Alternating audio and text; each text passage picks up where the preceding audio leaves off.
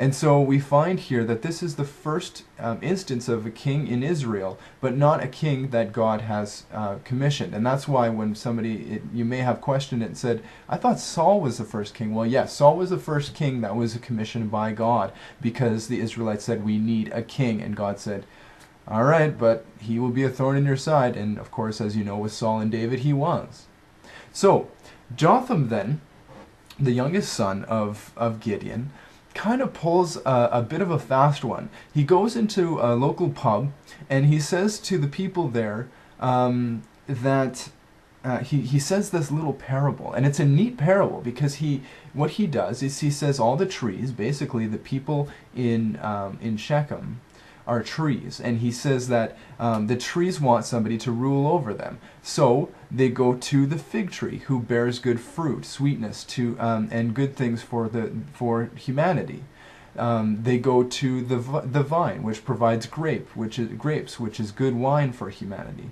You see, they approach these things that the olive branch, which obviously provides olive oil, which was almost basically a currency at the time because of its value. All these things that that Jotham uses to say that they approach these things, and the trees approach these types of plants that are in the public eye doing public service. And that is basically saying that they approached Gideon, who had a good service, did good things for the public, but denied ruling over them, because the idea is that perhaps if I become king, I will lose my sweetness of fruit. And I would rather serve in the public eye than become slothful in it. So that's basically Jotham's parable. And he says that eventually the trees are without anything to rule over them, and so they go to the bramble. And why the bramble, you ask, instead of, say, the cedar, the mighty cedars of Lebanon, or the pine? Well, the reason why that is because, quite simply, what good is a tree unless it's cut down and burned in that time? So they go to these public things that are continually giving good fruit because they've proven themselves. And then they go to the brambles, being, of course, Abimelech. And the brambles have no positive value at all. In fact, brambles are one of the things that chokes out the good seed in the parable of the sower in the New Testament. So you get the same feeling here, that they go to brambles because they don't have anybody else to go to. And the bramble says, take shade in me? Well, brambles overtake things and kill things. Interesting. A very good parable.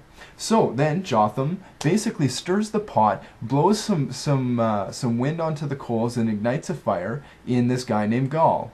And then just fades away. I kind of think of that Simpsons episode where Homer says, all in favor? Everyone puts up their hand, aye! All opposed? And you hear this tiny little geeky voice in the background going, me.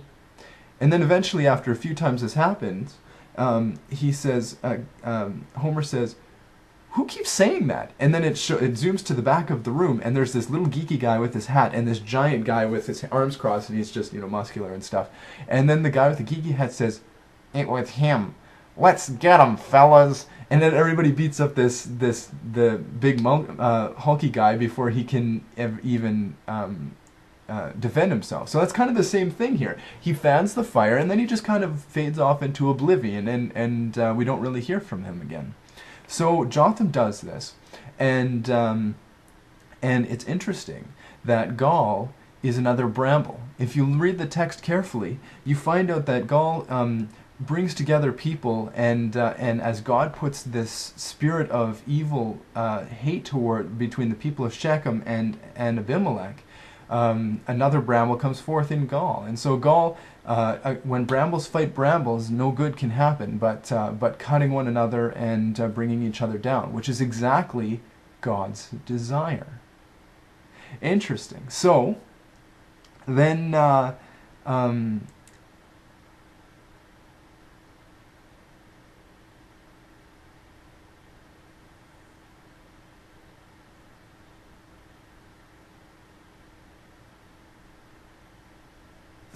Gaul basically lines up his people in waiting for Abimelech. When Abimelech comes out, he calls him out.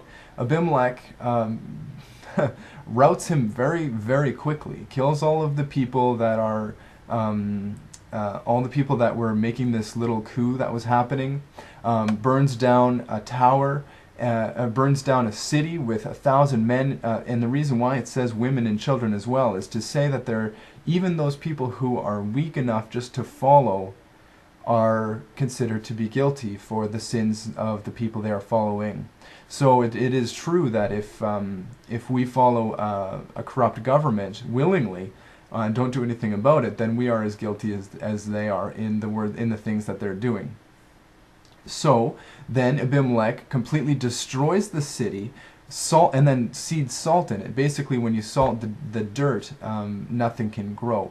Now we do find later on in 1 Kings chapter 12 that isn't the case, and so that's more or less what happens here. Now, once again, Abimelech does decide that he's going to take the steps further. And so he pushes on more and approaches a tower. And sure enough, in that tower, a woman takes a millstone and drops it and crushes his skull. And you would think that this would be an opportunity for him to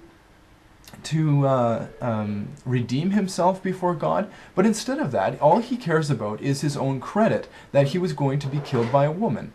It's interesting that that's the case, because certainly it seems awkward that you would think, why would he rather suit his own purposes in having good credit, even in death, to not be killed by a woman and having his slave kill him, instead of actually redeeming himself in front of and potentially helping himself before God? But he doesn't do that. And sure enough, as Gaul was destroyed, and the Shechemites were as well, and Abimelech and his band of scallywags were destroyed, now all of a sudden we find in the last verse in Judges, God repaid the wickedness of Abimelech, which he had done to his father, in killing his 70 brothers, and again killing.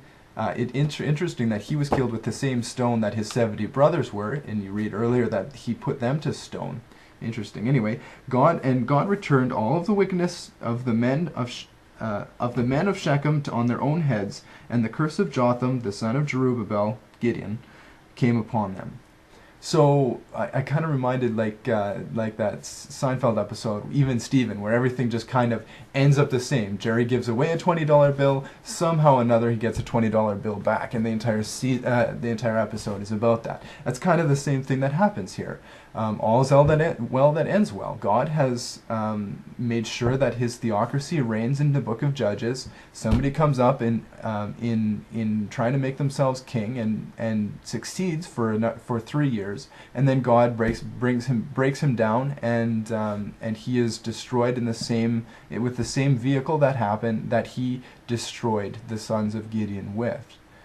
And so all good things come to an end, and all bad things do as well. So it's an interesting chapter, and I often think, as I'm reading this, how does this apply to me?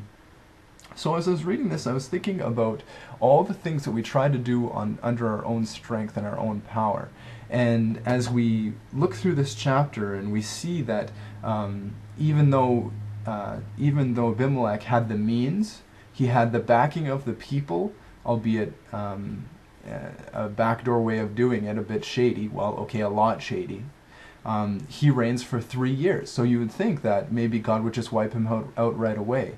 Well, God, in 3 years, potentially just gave him the ability to recant and repent and make things right, but incidentally he doesn't. So after 3 years, punishment doesn't come right away. And so when we do these things in these ministry, we might see quick fruits, just again alluding back to the parable of the sower, how the seeds that fall on shallow soil spring up quickly, get tall and quickly, and then get burnt in the sun.